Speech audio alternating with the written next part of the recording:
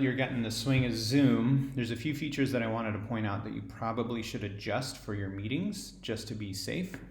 So first off, you're going to have to adjust these settings from the Zoom website. So if you go to the Zoom website and sign into your account, and you sign in using Google, and you use your Wesley Interschool account, you're going to want to, again, change some of these settings probably today or tomorrow at the latest. So first off, you go down and click settings.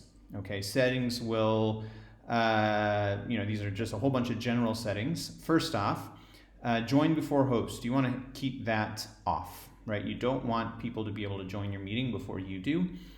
Think of it as like you keep your door locked to your classroom before you actually arrive. It stops the students from joining and getting into any hijinks or anything like that.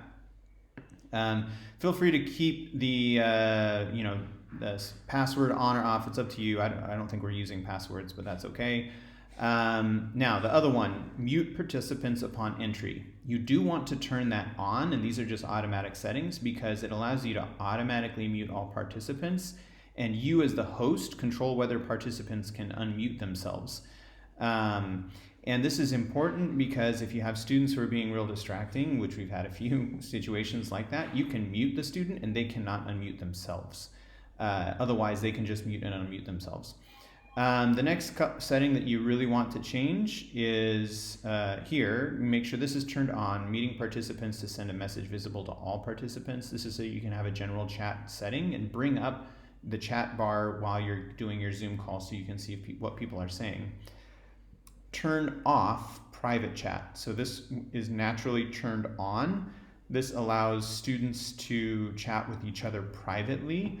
We don't want that in our classroom. It's the equivalent of them passing notes to each other. So I would turn that off and just keep it off unless you have students that you can trust. Pretty solid group of students that you're not worried about. Next thing.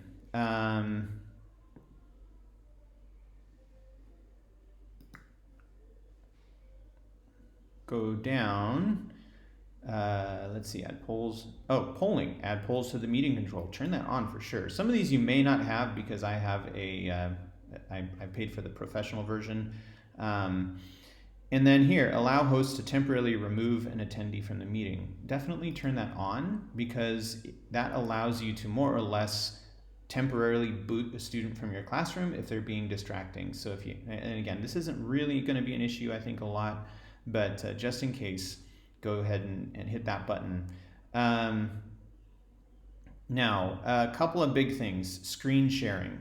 Allow the host and participants to share their screen. This is important because there's going to be times that you want to be able to share your screen. I would strongly recommend that you do host only. Unless you're doing a class where students need to be a presentation, then you can change this setting. Because otherwise, students can share whatever it is in front of their screen. Again, if you're doing something where students need to do their own PowerPoint, then you can say all participants, but otherwise host sharing is best.